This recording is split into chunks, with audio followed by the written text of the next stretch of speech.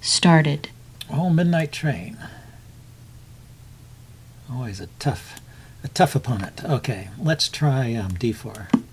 I played d4 and got a Grinfeld. Let's see if we get something different this time. Yeah, I don't know what this is. This is bishop f5 immediately. So I can take here and then play knight c3 with tempo. That's one idea. He has the idea of playing knight to c6, I suppose. Knight to c6 to b5 might be a problem with the bishop on f5 to b4. Knight to c6 to b4. Okay, so let's prepare to deal with that by defending the knight, and I'm going to play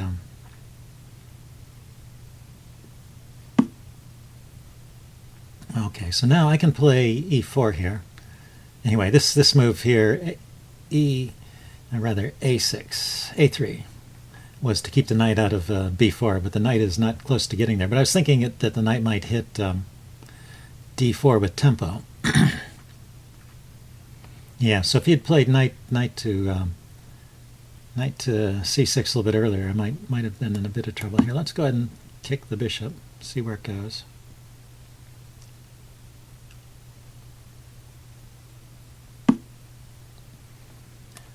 And yeah, so if the game survives the cut, I'll take a look at that in the post-mortem. But it seems like the way it went, since he didn't get in that early knight c6, it seems like this is probably a good position for me. He's still not playing it. Pretty interesting. I mean, this pawn is still... oh, it's defended by the knight now. And maybe it always was defended. Maybe I'm imagining things. So I could play queen here, check, and get the queens off, I suppose. But I don't necessarily want that. I want to develop my bishop and castle, I guess, is my plan. So where to? Maybe d3, just so there's more support for the e-pawn.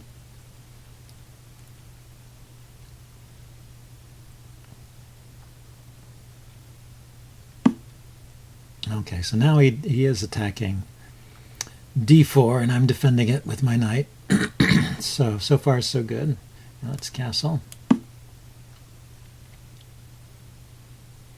wonder if his queen is trappable. Knight to d5, and where does the queen go?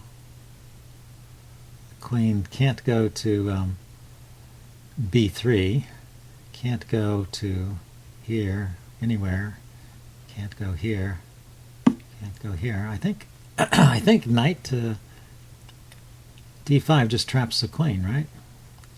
Knight d5, queen is under attack from the bishop, and all of its squares are covered. This is covered by my queen.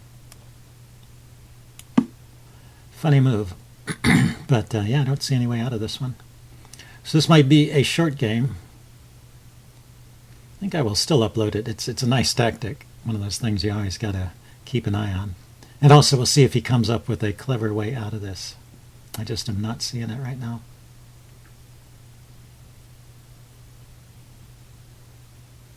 He can get two pieces for the queen. Pawn takes knight, bishop takes queen, knight takes bishop, and then he's got two pieces. Usually it's not enough compensation. This is only one piece for the... Oh no, this is also two pieces for the queen because I also have to... he takes my bishop. So let's see. If I take the knight, he takes the rook, I take the bishop. Yes, that's better for me than just moving the rook.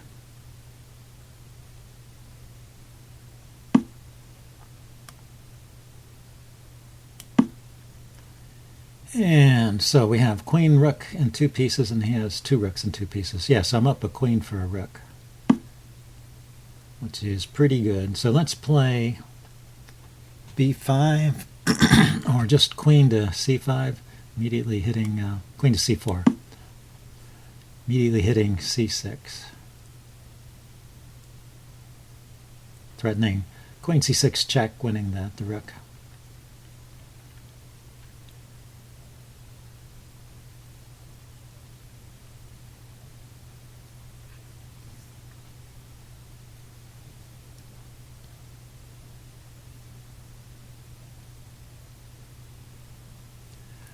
So I don't know what he can do in this situation. He should move the rook, I suppose.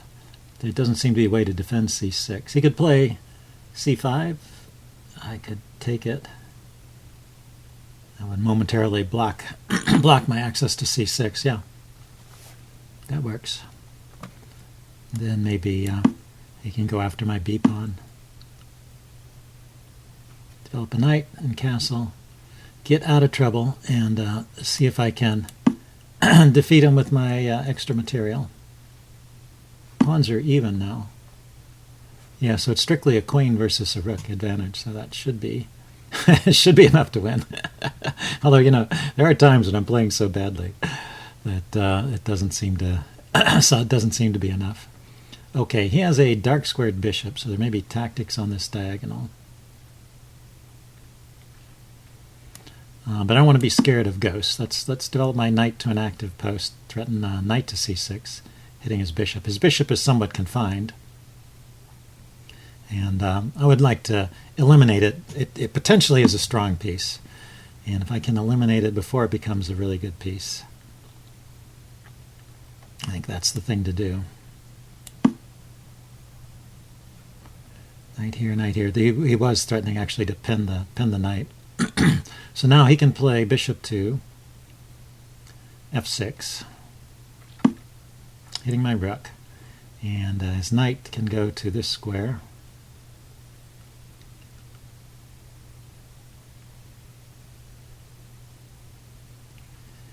Yeah. Let's bring my rook here. I have the idea of playing something like the knight's guarding a lot of squares from that location. Maybe I need to chase the knight away first. I was thinking bishop here to there to oppose his bishop, but I don't know. It doesn't seem to be working.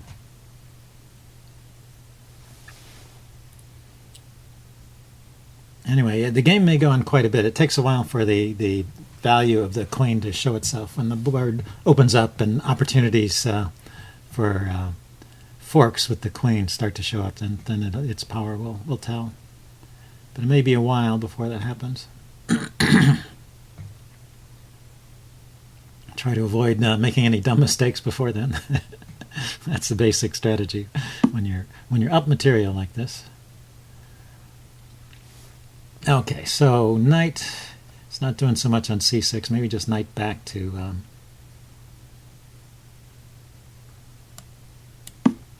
e5.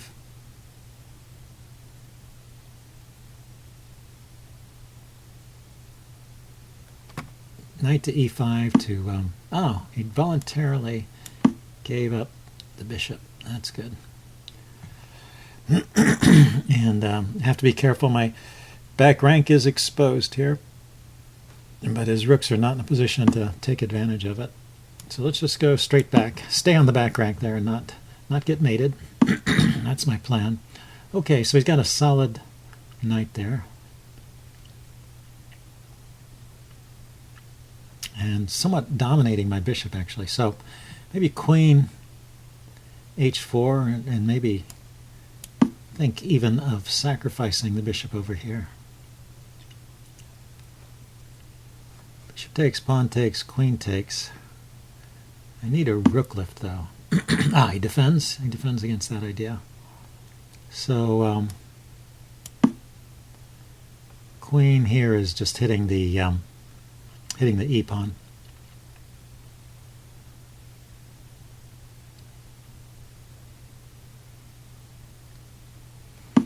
This knight and this bishop are sort of neutralizing each other. Okay, pawn here, pawn takes. Yeah, I can't play that.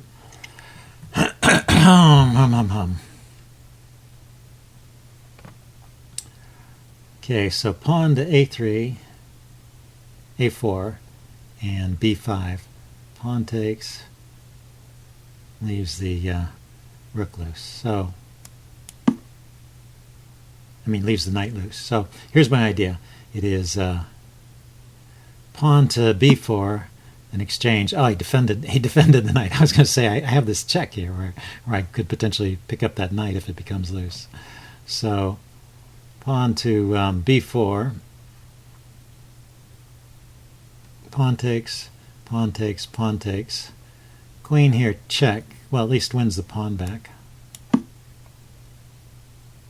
And gives me an outside passed pawn, which maybe that's something I can utilize to turn this into a win.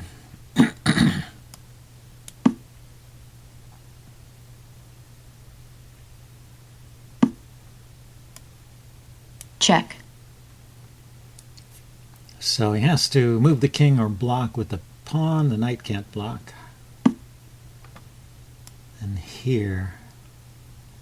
And he can move the knight with tempo on the bishop. So after the knight moves, I have to move my queen somewhere to defend the bishop. So where's a good square? Here. Here.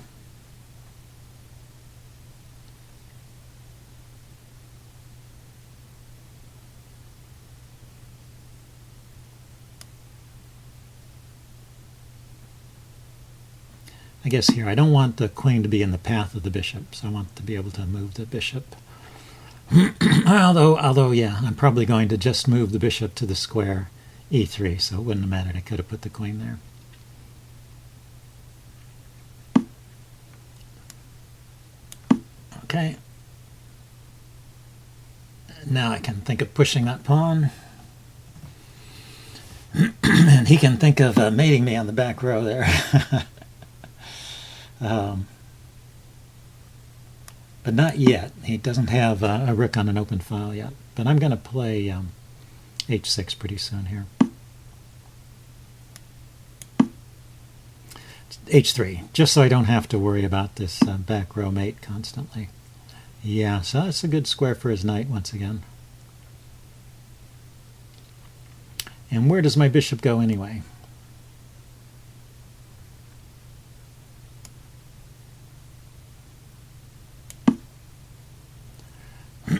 So if he wants to take my bishop, I'm just going to have to let him have it. Well, I don't know if I had to do that, but that's my plan. And then here. So these two guys support the pawn. The king can't get near it. And so I should be able to advance all the way.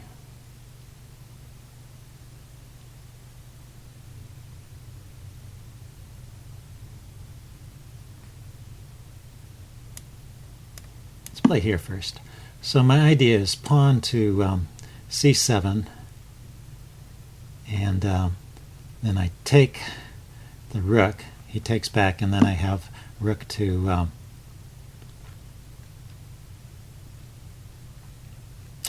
he's not going to let me get in pawn to c7. So where can the queen go? Queen here just chases it with the rook. So he's going to chase the queen around a bit.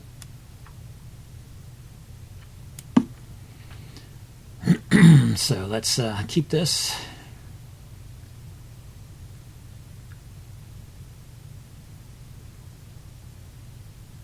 Oh, I could have gone somewhere else, I guess.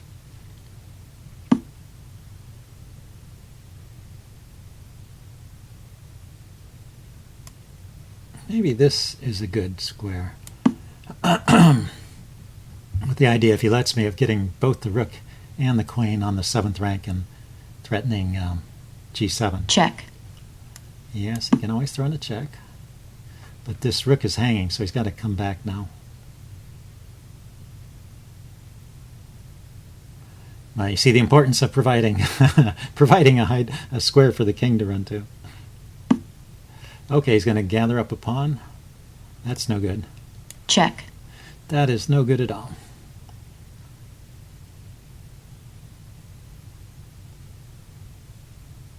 Okay, but I think I could have won that, even with a better play than that. Black resigns. Okay, so I'm going to upload this game Incoming and challenge. do a post-mortem as usual. See you guys later. Bye.